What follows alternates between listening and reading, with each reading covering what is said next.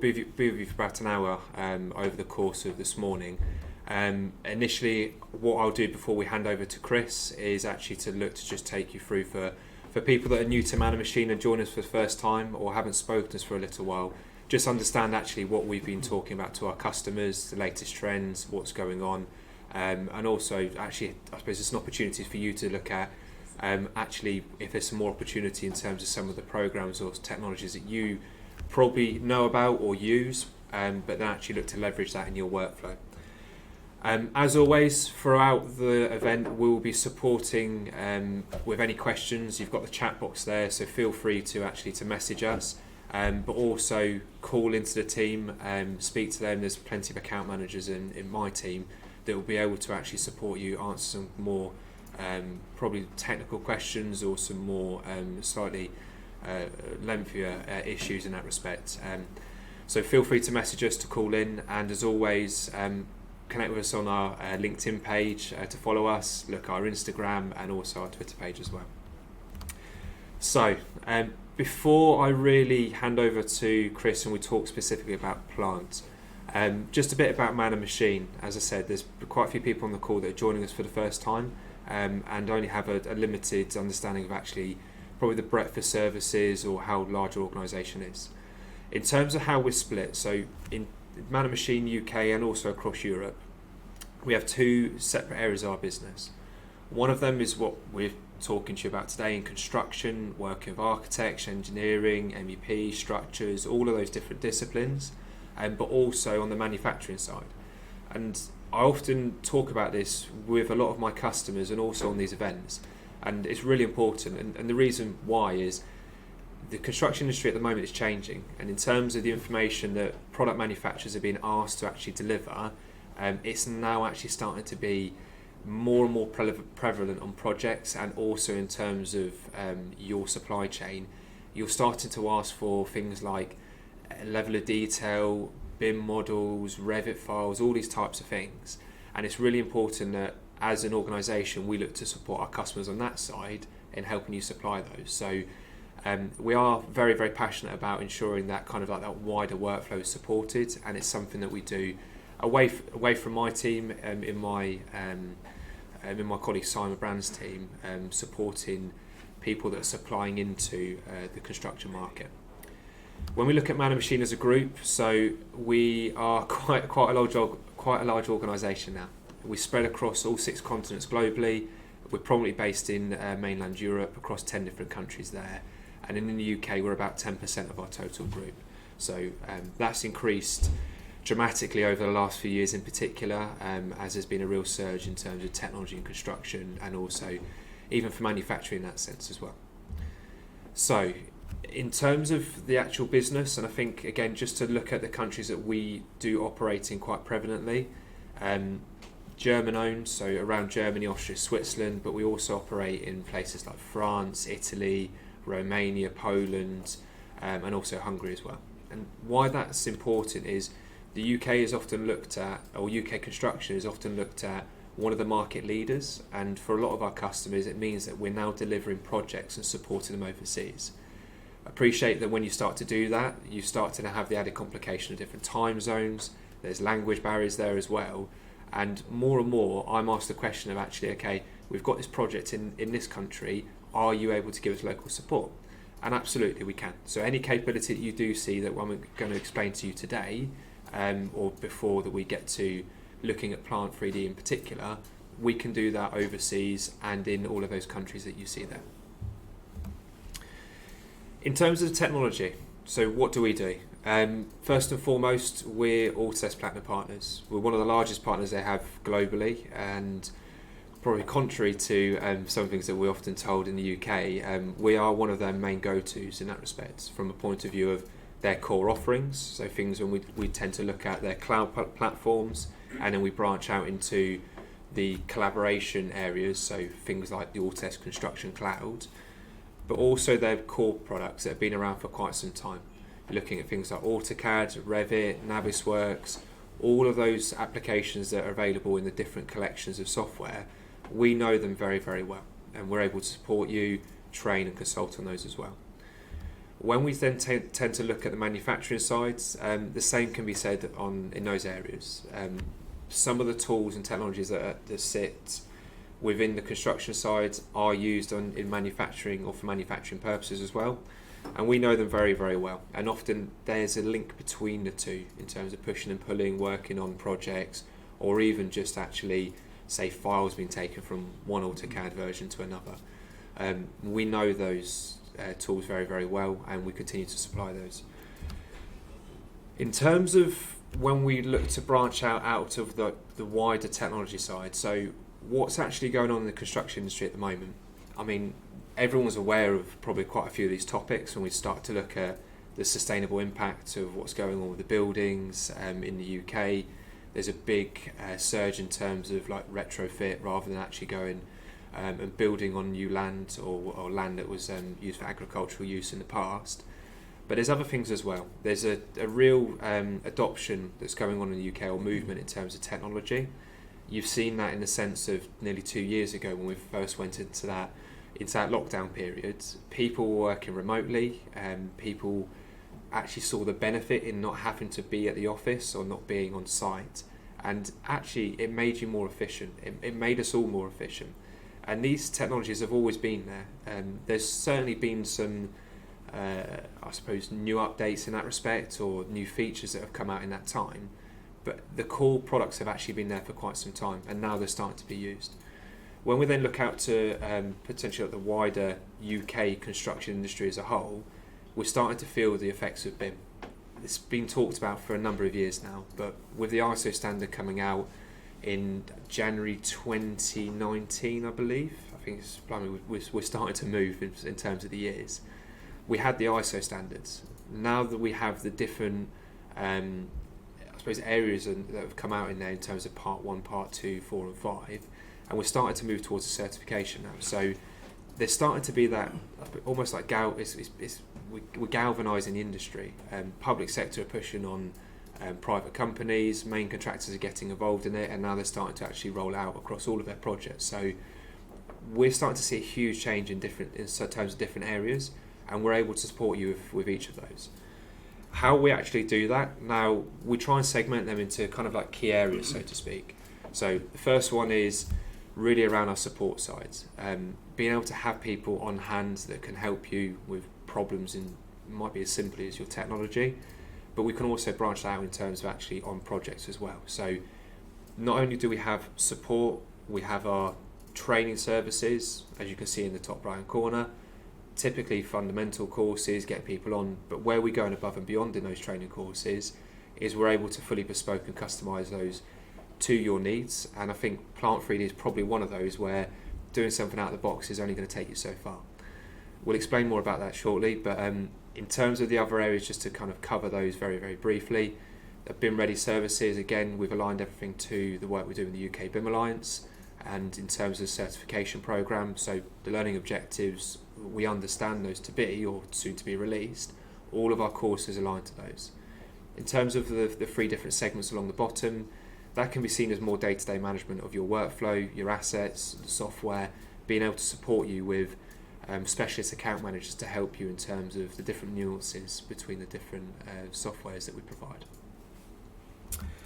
So, that's enough about man and machine. We're here today to talk to you about AutoCAD and the specialised toolset of Plant 3D. Now, I've often spoke to a lot of customers over the years where they've not really looked at the speciality that, or the extra features that Plant 3D can use. And I think that what we're going to do today is actually just show you not only those key features, what is available in there, but to give you an appreciation of just how far you can take it.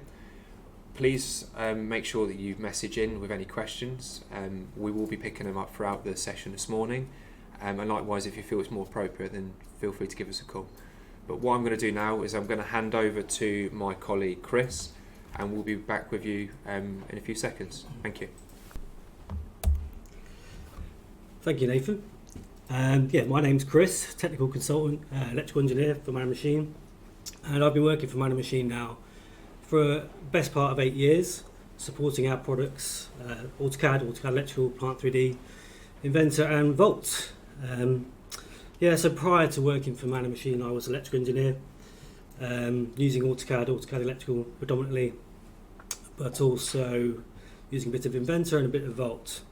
Having joined Man and Machine about 8 years ago, I decided to increase my repertoire and learn Plant 3D. It seemed like the logical thing to do at the time, as I've got plenty of experience with AutoCAD, schematic drawings, using a database in AutoCAD with AutoCAD Electrical, and I had experience with P&IDs as well in my engineering background.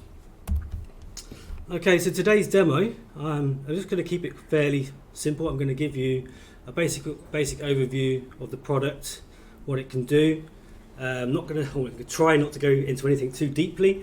I'm going to keep it as quick and as efficient as possible, but show you all the functionality that's capable within Plant 3D. Okay, so we're going to start off just a quick look at the interface, and then the P&IDs, a little talk about the database in the background that's managing all your metadata. Then we'll look at the 3D modelling, structures, piping, equipment, and working with the P&ID data in the 3D model. And then we'll look at the deliverables that you get from Plant 3D, such as orthographics, isometrics, and reports. Okay, so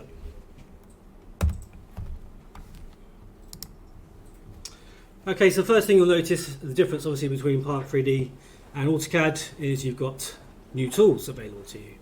Across the top there, I'm in my P&ID environment at the moment, and on the left hand side here I've got my project manager. So the project manager enables us to organise all of our project data, such as P&IDs, 3D models, piping specs, and other related files as well. We've also got orthographics here in our deliverable tabs, isometrics here as well. So with that, you can actually manage all of your plant design data in one place from within Plant 3D. You never have to leave the product to work with any files, which is really useful to be able to do that straight away. Okay, so I'm already in the P&ID environment here. I'm going to jump straight in and start doing a P&ID diagram. Okay, so I'm going to switch to my model tab. I'm going to start drawing my P&ID. So first of all, I've got a spec-driven project. So that means I'm actually working with a spec to create my P&ID. And I've got a list of specs here that I can work with. And I'm just going to pick my CS Carbon Steel 300 spec. And what that does is it brings information from that spec into the P&ID. It's almost like a trickle down of information. The catalogues and specs that you get within Plant 3D are the top of the waterfall, and this is going to trickle down into P&ID, develop and create more data in the P&ID, then through into the 3D, add more data in the 3D, such as lengths of pipe, position of pipe, centre of gravity, and all the while we're adding more and more data to then collate at the end, put in our deliverables such as reports and isometrics. Okay, so we'll start drawing a line. I'll set this to 200. What you'll see here as well is you've got hatched out sizes and unhatched sizes, which is telling us what is actually in the spec. So anything that's hatched out is outside of the spec. Okay, so I'm going to start drawing a line with the right line type. Okay, so there's my first line. I'm just going to drop it on, and what you'll notice, it's adding flow arrows on there automatically. Okay, so I'm going to start tagging up my line now, giving it a line tag. And what you notice there is it's already got size and spec populated because I pre-selected it at the top here. So what's happening is we're actually populating a database in the background with this information, and these are properties for the line. So size and spec are properties, and then I'm going to add the service, and I'm going to add the line number, and then I'm going to annotate the line with that. So I've got 4 properties here which actually make up the line tag. So the line tag and the properties of the line are actually a bidirectional link. If you edit one, you edit the other, and vice versa. And that's all kept in a database in the background, which I'll speak about later. So there we have our first line. I'm going to start placing some inline assets onto that line. So I'll start with a valve, and I'll select a ball valve, and I'll pop that onto my line like so. And what you'll see is the ball valve is actually tagged. It's given it HA101, so you can create your own tagging schemes in Plant 3D. This is just an out-of-the-box tagging scheme. I should mention really as well that this whole setup here is 95% out of the box. I've tweaked it a little bit to meet my own needs, but it's pretty much out of the box. I'm going to add a fitting here. I'm going to add a blind flange. Now you'll see there's blind flanges are hatched out, so they're actually not part of the spec, but it doesn't stop me using them. It just warns me. Okay, so if I drop another valve over here, like so, what you'll notice is the valve is automatically rotated, and also the number is the next number in line. So you've got HA101 there, HA102. So again, the database is managing our tags, managing our data, and these are all properties as well. So just to give you a quick glimpse at that and how it works, I'm going to select the line here, and you can see here the properties for that line. So you can see over here we have size. If I change that size now to 150, what you'll see is the tags have all updated along that line. Okay, so the properties are all linked together, and some properties, for example, the properties of this valve are acquired from the properties of a line. So you can link properties however you choose in the project setup. So let's go ahead and start populating a few more parts in this P&ID. So I'm going to drop down a pump first of all, pump number 100, and we'll stick down another one over here. So again, it's counting, and I've set this up to do increments of 10. Again, it's just to show that you can set it up how you want, and the P number is there, and then you've got the actual, so the type is the P, and then the number is 110. And again, we get to choose to place the annotation afterwards. Okay, so I've just dropped down a couple of tanks in here as well. So these are all out-of-the-box symbols as well. So I'm not doing anything overcomplicated here. I'm just using the out-of-the-box functionality. Dropping down a couple of tanks.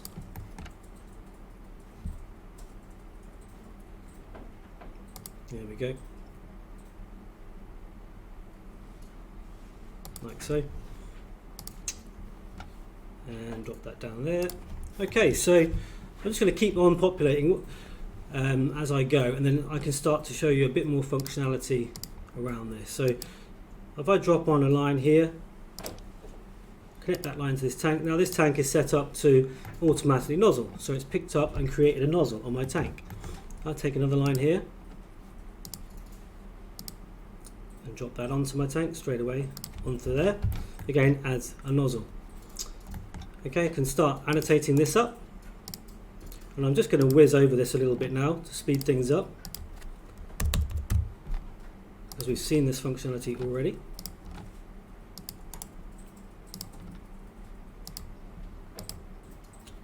Okay, there we go. We've got 4 lines now, all tagged up. I'll drop on another couple of valves. I'm just wanting to give this a bit of data because we're going to use this data when we come to the 3D model.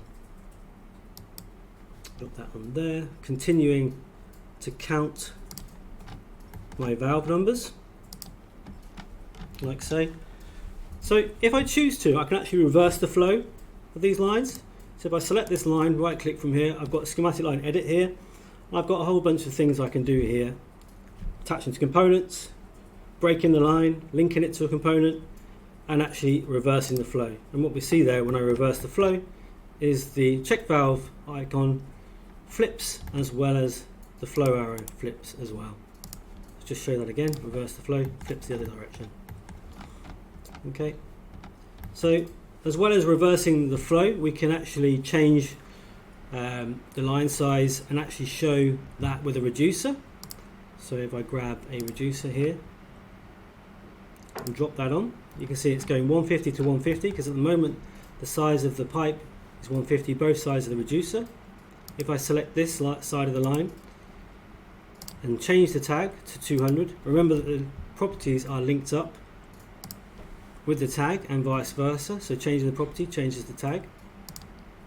And you see that the reducer has flipped the other way around and updated the tag to show the change. So again, a bit more automation there to help speed up the process of drafting. So all the while you're getting all these benefits within Part 3D, or AutoCAD P&ID I should say. Drafting benefits, you know, I'm not having to break the line here. You can see if I zoom in, the line has been broken for me. I'm not having to keep track of tags, the database is doing that for me. and you've got a lot of extra functionality, just speeding up the process of drafting. So I'm just going to drop a couple of lines on the bottom here, just to show you that we can go off the page and come onto a second page and link the lines across. Again, requires some tags.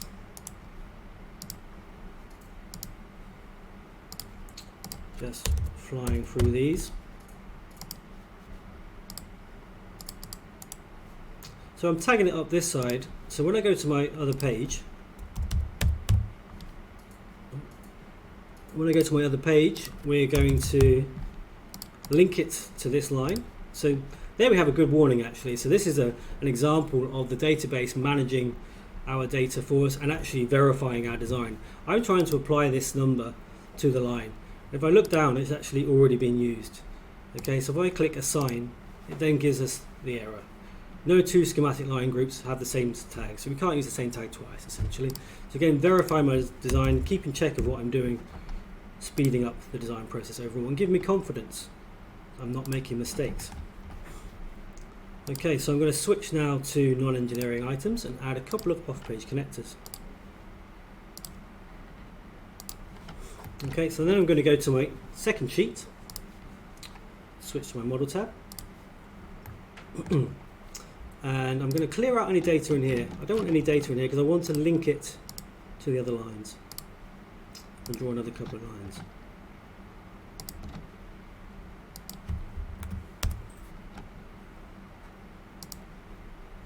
And my OCD is kicking in. I'm ensuring that I snap it all to the grid, etc. Not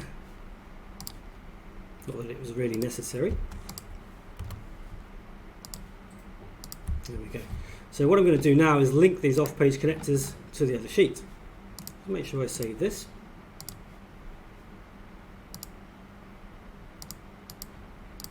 So what we'll see when I connect it is that the off-page connector will actually bring the information from the first sheet and populate my second sheet with that information to show that it's connected. So there we have the drawing number dropped in here, the service dropped in here, and if I decide to annotate with the tag over here, we'll see it's pulled across all the information for me. So it's saving me a lot of time. I don't have to flip backwards and forwards trying to find the information. I can actually just use the software to give me the information. Yep. These icons here show that they have been connected. So that's the P&ID side of things. There's a couple of other things I wanted to talk to before I jump into the 3D. Okay, so there's the data manager going on in the background. Okay, so we've got this data manager which is managing our data. Okay, so I'm going to flip to my inline assets. Here we have the data for all my valves.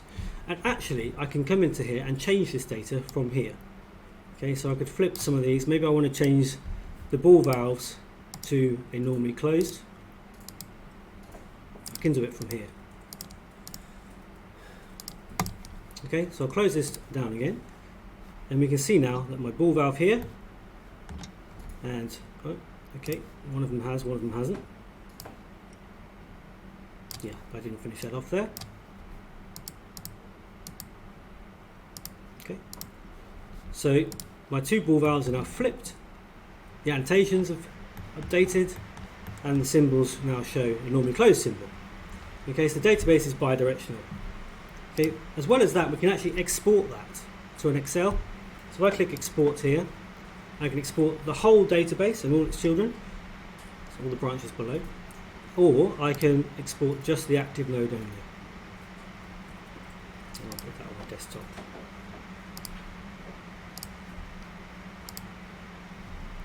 Okay, give that a moment to export.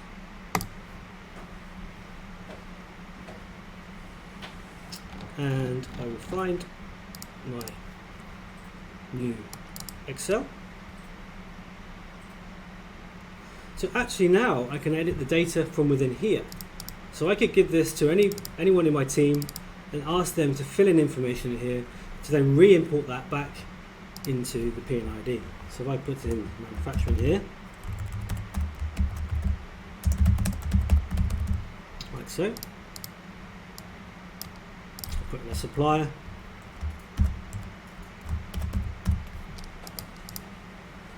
And I'll give it a model number.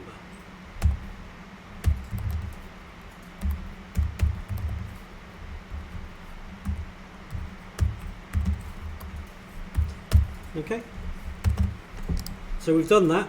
I can save that Excel and then bring that back into my P&ID, making this essentially the single point of truth. You can keep all your information in here, so you can keep your P&IDs, your 3D models, your could even be Word documents. You can store Word documents and PDFs in the related files folder, but also all your metadata can all be stored in this one place, saving you a lot of time searching for data in the future. So let's import that back in.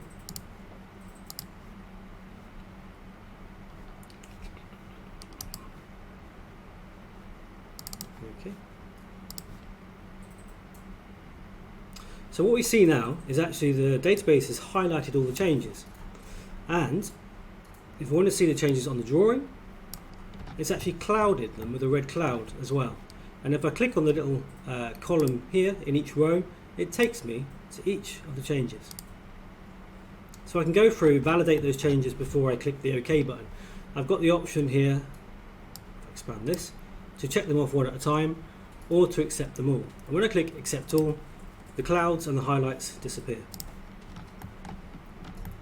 Okay, so that's now updated all my valves with that information. If I select this valve here, we can see that the manufacturer is Machine, model number is BV001, and the supplier is Bob. Okay, so that really is the main gist of P&ID. Obviously, there's a lot more functionality there, which we can go into in more detail. If you're interested, please contact us. Okay, so I'm going to flip now to the 3D side of things. Sorry, 3D side of things. And I'm going to switch my workspace to 3D piping. Okay, so now I'm in a 3D piping environment instead of a P&ID environment. I'm going to start creating a 3D model. So before I move into actually creating the lines and the equipment, I'm just going to quickly create a quick structure. So Plant 3D gives you the ability to create some basic structures. It's not there to create fabrication drawings. It's not there to show your connections in detail, but it is there to help create a model, to give you a guide for your plant model. So first of all, I'm going to start with a grid. Okay, I'm just going to keep the standard settings here.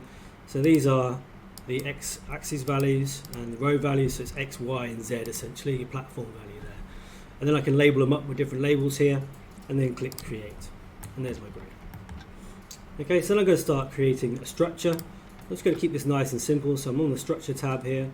I'm going to do a nice member. Now if I just click settings, you can see that we've got many different profiles that we can use for our structures. Again, this is really just to give you a guide model. It's not to give you extensive detail here, but it's a nice functionality to have.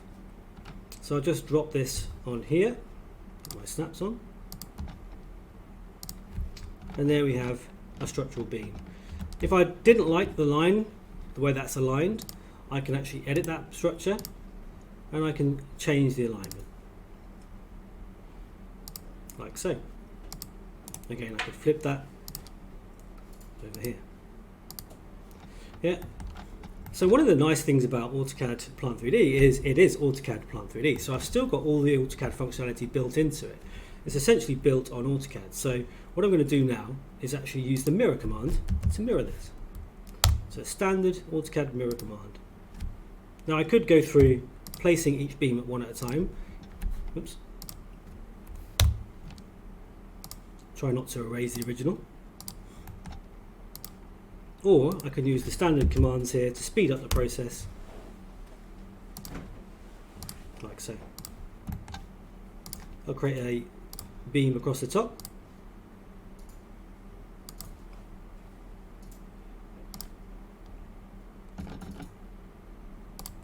There we go. So as well as being able to create these beams quickly and easily, we can also just make them look a little bit nicer by mitering them.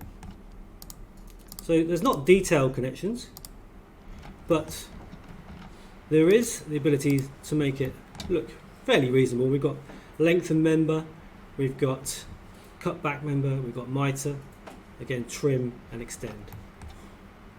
Okay. So there's my beams. I'm going to create a plate. Again, I've got all different settings. I'm just going to keep the defaults here, but this is going to create a grating.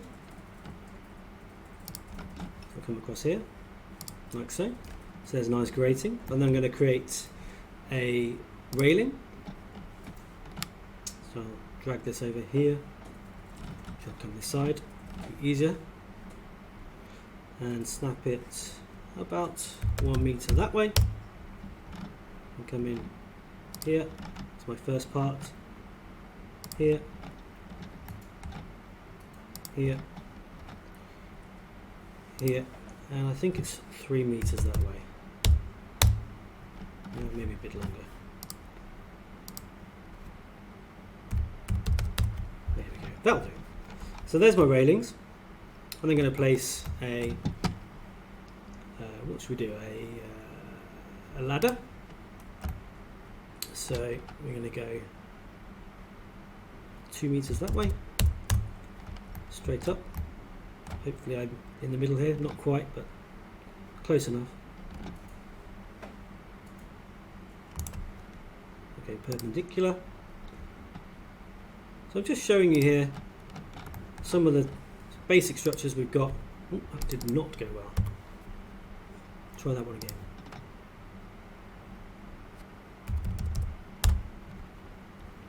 Better. So we want perpendicular to there, and we'll do 150 off. That's much better. Okay, so we have a nice ladder profile there. We've got our grating, we've got our railings, we've got our structure. We can start to create a 3D model around that. So typically, you do it how you like, but typically I start with equipment. So I'll start with creating my 2 pumps. So in here we have a bunch of parametric shapes given to us out of the box. Again, nothing in here is not out of the box. So I've got, for example, a centrifugal pump. So it's a parametric model. Okay, so we have parameters here, and we have the actual dimensions for the parameters down here. We can tag it up as we go. I know I've got a pump 100, and I know I've got a pump 110. So I'm going to assign the tags here and drop down these in here.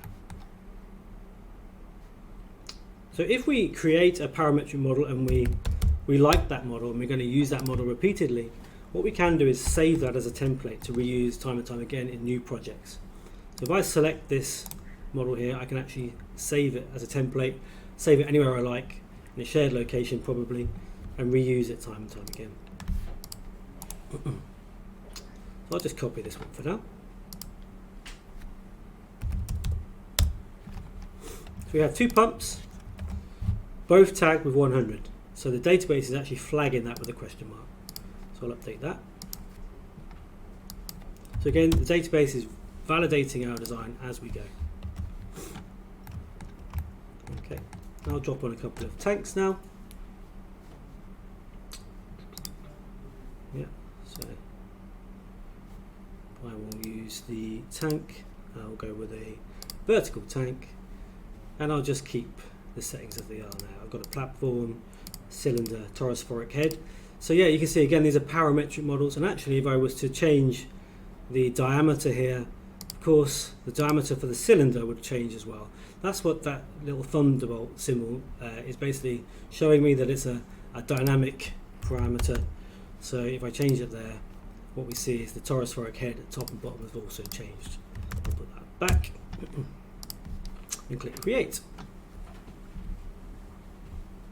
Yep, so here's my tank. Ah, that's interesting. My platform is floating in the air. Let's start that again.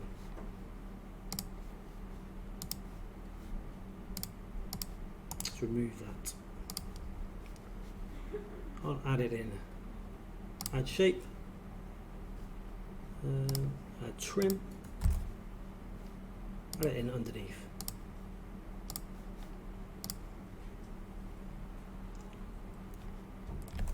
Well, that's a bit low now, but you can play around with those parameters and it will look nice in the end.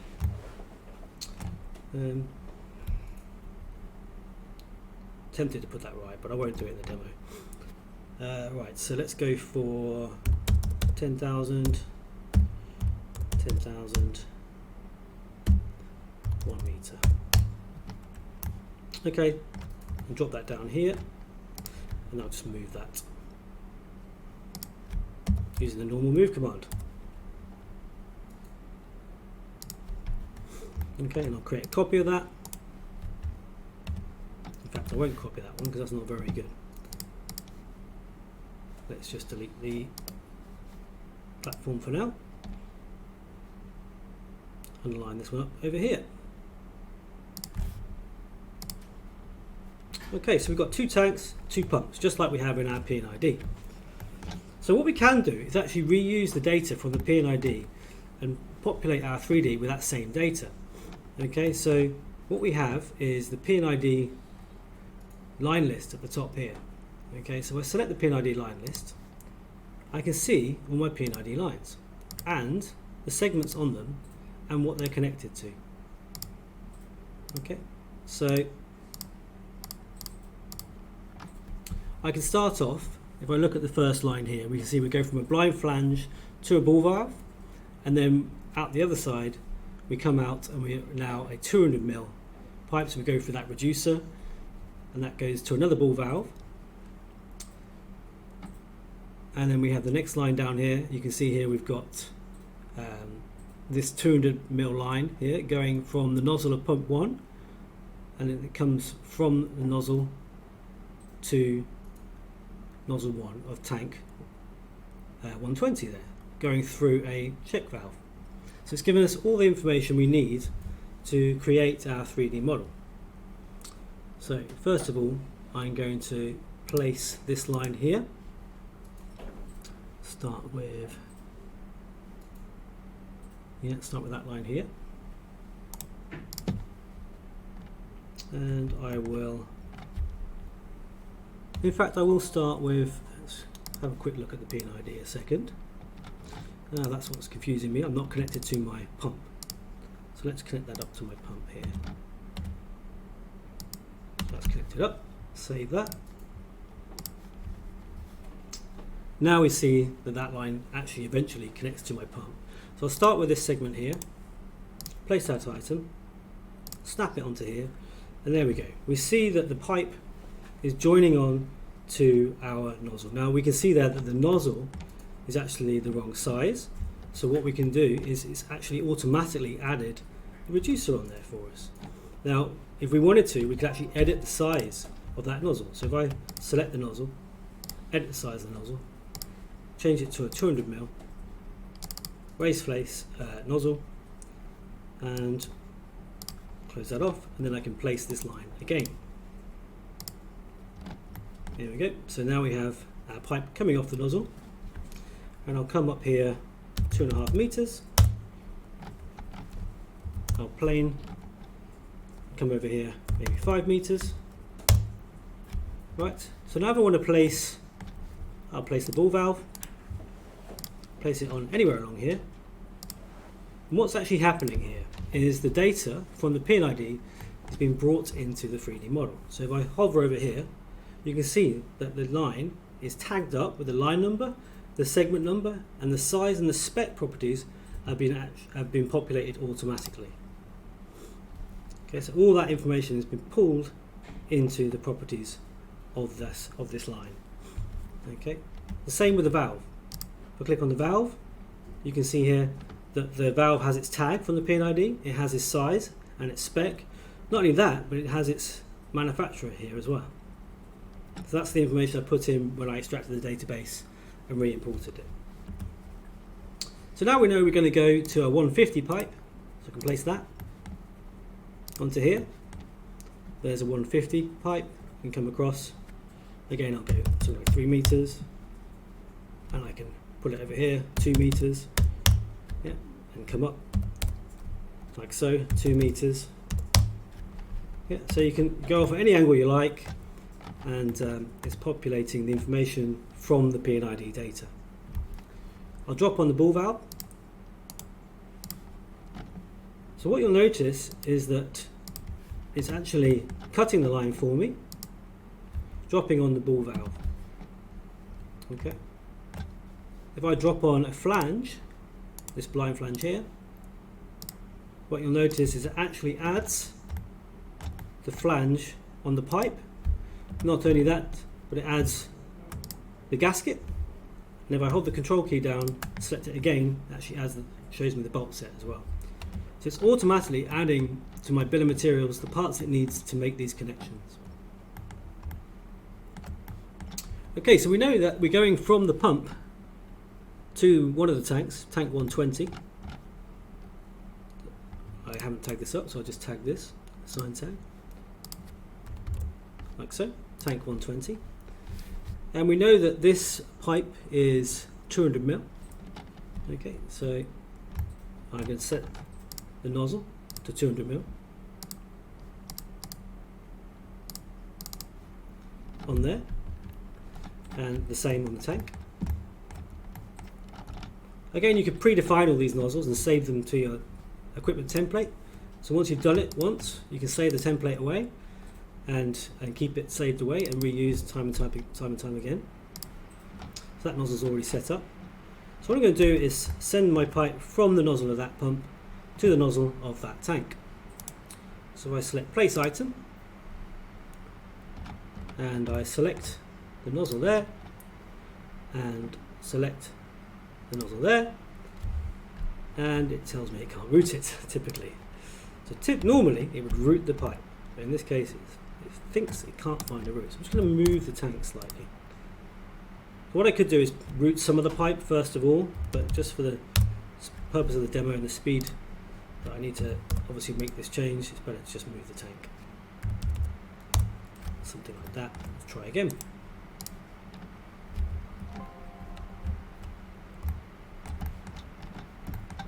I can see here that I didn't actually update that nozzle.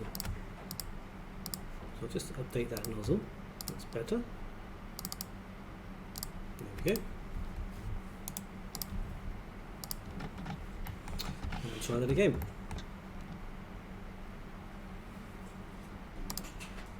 And there we have it. We have one of three options here.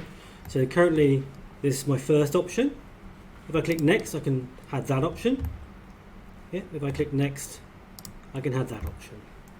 So that there is not a good option, it's going through the tank. So I think that my first option is the best option there, so I can click accept. So Plant 3D will offer as many options as it thinks possible, and you can pick the best option that suits you. Okay, so there we have it. We have our two pipes. I'm going to drop on the check valve as well. So utilising the plant data, you can see this is check valve is a flange check valve, so it's added the flanges and the gaskets and the bolt sets in there as well for me, broken the line as well. So yeah, utilising the P&ID data is actually going to save you a lot of time. And what you can do as well is if I flip quickly back to the P&ID, is you can validate one design against the other, checking that you have all the components in your P&ID and the same ones matching up in the 3D, and vice versa. So I run a validation right now. It's then going to run through the P&ID and the 3D and then tell me where I've got some errors. So for example, if I select this one here, it tells me this nozzle, it's a straight nozzle, with this tag and the size, was not found in any pipeline in any of the P&ID drawings. So I've got a nozzle in my 3D that doesn't exist in my P&ID. Now of course, in some cases that's fine, you're in a design stage, you're tweaking things so you're happy with this. In some cases you want to make the change. What is nice, you can flick through these and you can see it zooms straight to them and tells you the problem. So you can go through and validate your design one against the other. So if we start looking at the P&ID side of things, we can come over here, see what's different there. So it's telling me this flange nozzle M1 is not in the 3D essentially. So you go through it, you validate, and actually you can choose to ignore some of these. So you can ignore them, they disappear temporarily. You can always bring them back, these errors. You can see these are the ignored errors here, and you can actually tick this box to hide them completely or untick them to bring them back. So the errors that are ignored just are removed from your validation, so you're able to focus on the ones that you are worried about. So that's the majority of the 3D functionality, the basic functionality obviously. We can also do things like pipe supports. I'll drop on a couple of pipe supports here. We've got some parametric models for pipe supports, plenty of parametric models for pipe supports. So if we go for this one here, click OK and drop that on. This one here and drop that one on, like so. These are, as I say, parametric, so they adjust size to fit the pipe automatically. You can rotate them round, like so, and you can lengthen and shorten them as required. So that's your pipe supports there. We can do things like convert line to pipe. So if I was to draw a line just in space over here, and I can convert line to pipe by selecting those lines and converting them to a pipe, and it's just picked up the size and spec of the pipe that I pre-selected at the top here. You've got a spec viewer at the top here, so we can actually view the spec that we're working in and what components we have in the spec. Make that bigger. Here we go, so these are all the components in the spec. So we're always working with a spec in Plant 3D. As I say, that's that trickle down of information. We start off at the top in the catalogue, creating components. Then we go to the next stage of actually developing a spec for our project. We add that spec to our project. We can then start creating a P&ID using the spec information, adding things like tags and size, and then that information then gets pulled into the 3D, adding things like pipe length and position of pipe and position of valves, etc. So all the while we're collating more data. Of course, we've got the ability to extract the data to an Excel and add data that way as well. So all the while we're collecting, it's like a snowball of data to then give us our deliverables. Okay, so I'm going to start off creating an orthographic drawing. So a new orthographic drawing, ortho 01. But like I said, I'll try and keep this as quick as possible, but show you the functionality at the same time. So I'll go for a new view and create it at the 3D model. What we get here is what we call it's like a view cube essentially, and you can choose what angle you're viewing your model at. So if I can flip it to the top, for example, we can see here, and you can see that I'm able to view the scale of the model in relationship to the paper there as well. So that's obviously going to be too big for my paper, so I'll scale it up to 1 to 100 and it should fit on nicely. Okay, so that's just giving me a guide of what scale I need to use. There's some different options at the top here showing us and enabling us to change the view of the drawing when it's placed, but you'll see that as we go.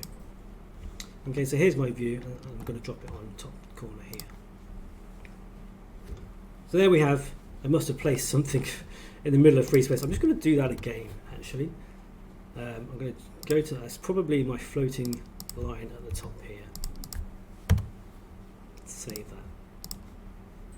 And just create another view there. Should look a bit better. That's going to look much better. Okay, drop that on in the corner there. So there's my view showing my equipment and piping and structures.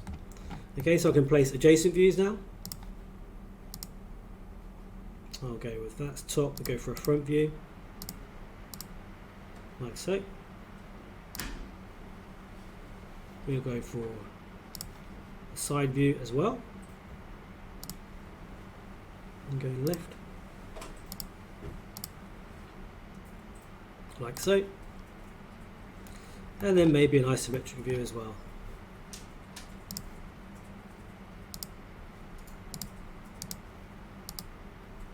And drop that on over here. And there's my isometric view. Obviously I can change the size of this box here and change the scale of it. Don't think we can go much smaller at the moment without creating a custom scale, so I'll leave that as it is. As well as creating these views, we can create a bill of materials.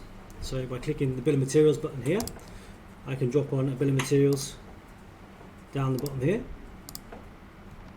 There's my bill of materials of that view.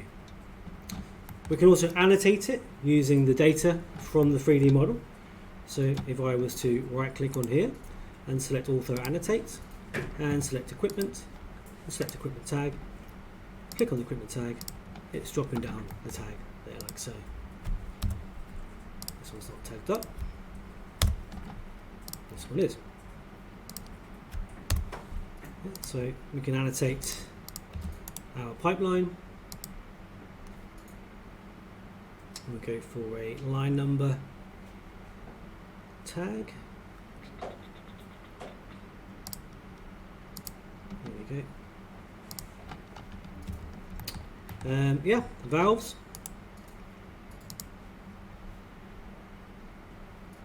And valve tag. Yeah. Also, we've got the ability to bobble or balloon our drawing with bomb annotations. So if I select bomb annotation here, and it says select the table, so I'll click on number 2 here. You can see that shows me what number 2 is, so it's that pipe. Yeah, I can keep on placing many of those. We'll find number 3. Yeah. Pick something else here. Maybe number 6. So yeah, a nice way of quickly, easily creating orthographic drawings and actually utilizing that data from the 3D model, so you're not having to cross-reference between the 3D model and the orthographic yourself. You're letting the software doing it for you, eliminating error and speeding up your processes. Okay, so let's switch now to the Isometrics tab. So I'm going to generate an isometric drawing for each of my models. Okay, so I've got 2 lines in there at the moment, DW01 and DW03. So I'm going to generate both isometrics at the same time, clicking Production ISO. Overwriting if existing, of course there's none at the moment, and click Create. So the software then goes away and creates the isometric automatically. And I can continue working, so I can continue to tag these up, adding whatever I like to this. You know, I could add more tags to it. I could draw lines on it to make it look prettier. And then you can see I get the bubble in the bottom right corner telling me my isometrics are complete. I'll click on here, gives me links to the isometrics, and I can view the isometric like so. So this is a big thing for most of our Plant 3D clients. This kind of drawing, to draw it is one thing, but then to get all the data, collect the data, and to fill it in accurately in a working environment, there's plenty of distractions, people asking questions, etc. And it's easy to start missing things and to incorrectly quantify things. But this is doing it all for you at the click of a button whilst you continue to work. That could have been 100 lines, and I could just select all the lines and press Create Isometric and continue to work while it whirs away in the background creating these isometrics. Of course, these isometrics are completely configurable. You can have them look how you want, on the table you want, on the title block you want. You can see in the corner here I've got my bill of materials, I've got my cut piece list given to me, I've got my weld list, and it's all annotated up for me. Of course, the colours are all customizable. My title block's all filled in. You can put whatever attributes you like in here.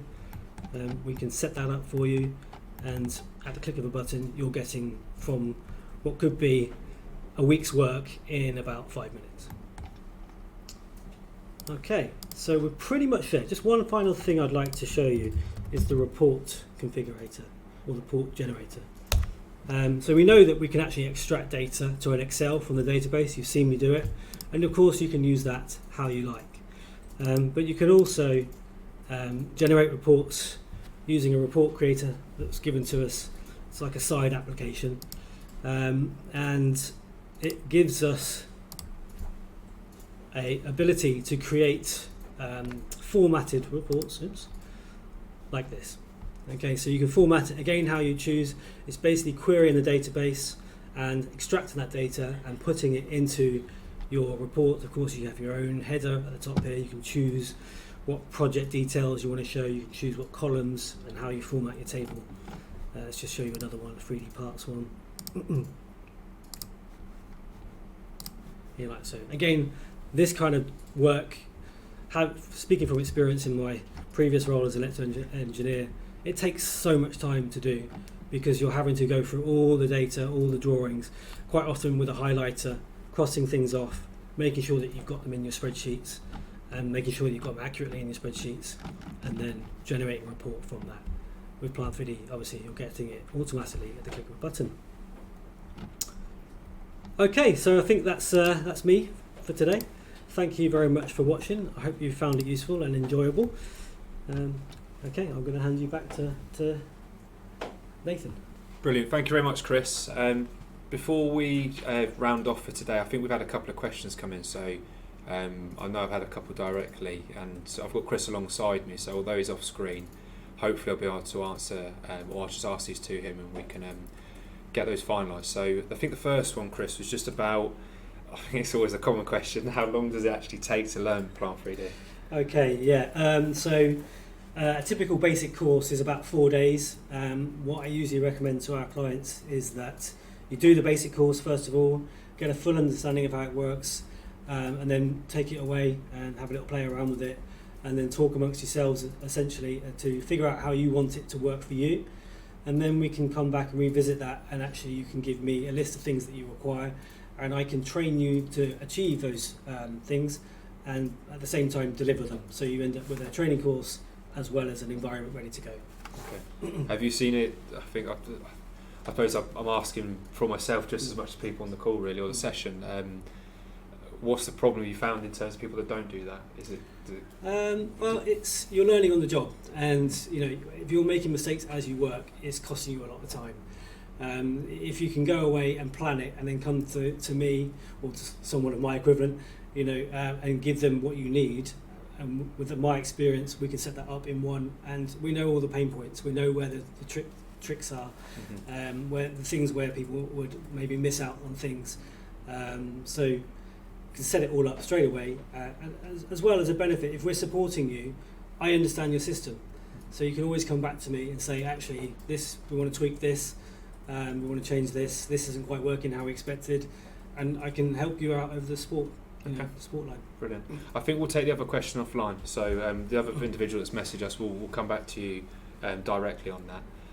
But no, thank you very much, Chris. And thanks, I think just to finish off the session that we've had here today, so in terms of how to adopt Plant 3D then, so I'm just going to pull my slide up and just go back to my screen, bear with me. So if I come back onto here, you should be able to see my screen again. Fantastic. So in terms of Plant 3D, how do you adopt it? Chris has obviously answered a few questions there in terms of just what needs to be incorporated in terms of actually what you've seen today, having a plan, and from there. It's typical of all of the software that we provide. I'd always say to have a plan. At the end of the day, if you start to just focus on, say, segments or key features in Plant 3D, you end up actually completely elongating the learning process, and then more importantly, you actually start compromising in terms of efficiency in your project. So the 4 key areas for us, and I think for some other for people that have joined us in other calls, the main one is always about just setting up the software. So usually people seem to have this preconceived idea of, when you buy a program, that's it, I'll just use it and we'll just learn on the way. I think those days have gone. The kit has become a lot more complex and a lot more, there's a hell of a lot more to learn than there used to be. So doing a basic setup in terms of having a software, having a support function, or actually having a plan, as Chris said, is pivotal. And also starting to customise some of the key things in there for the wider team to use if you're looking at a larger deployment. Once you've actually had that sorted, or you've got that sorted, you then look at initial training. So user training, getting them on board with it, getting a project identified where they can start actually look to use their newfound skills in anger. The common issue that we come up against is that people will start to, or typically try and learn whilst they're doing other projects. You should always try to learn on the job, and more importantly, actually have some basic training, but then apply it to a particular project. You then cement your understanding. You don't actually then say put it on the shelf for a couple of months because a job comes in that you need to get onto, and you go back to the older way of working. There's just so many benefits to that, just to having that aligned from a basic setup and plan into initial training. From there, Man and Machine typically offer our bolt-on services. So again, It might be things like, say, running start training, so someone like Chris coming on site with you, looking at some of your issues, looking to customise things a bit more, maybe even looking at some basic bits where we can look to support you on that project and get out the door. It can be a whole range of things. So this is not just in terms of, say, training. It could be videos. We could do all sorts of things for you here. So this really is whatever you're really after, to be honest, and what you see fit. But there's always some bolt-on services that go after the initial training. Finally, we then look at the system. Okay, so in terms of actually like what you're creating, the information you're collating, okay, is that what you're really after? Is it what you're trying to do? And just actually managing that over initially like the first 3 months, maybe then again at 6 month point, and then after that it's every year really, of just making sure that any people that are using the software, using it correctly, any new starters, they're using it correctly. You kind of you're getting a picture now of actually making sure that there's a legacy in terms of actually you implementing and taking on such a tool. And what we often find is that as it starts to roll out, certainly for larger organisations, this just goes round and round and round in terms of actually more and more of what you can do. And it's not just in terms of Plant 3D, but it could be other technologies in the Autodesk suite. So again, it's always about that continual improvement and making sure that you're using what is available to you. Brilliant. So that takes us to the end in terms of the Plant 3D session. Just, I suppose, a final note from me about our future events and webinars. It is our last event in January for our future design and build, so we've been quite busy, and I do really thank the team for sticking with us and coming back in the new year and being able to put these on for all of our customers. But in terms of things to look out for, you're going to see a few things that you'll probably get emails about them over the coming days, or you'll start to see a lot of it pushed online in our marketing.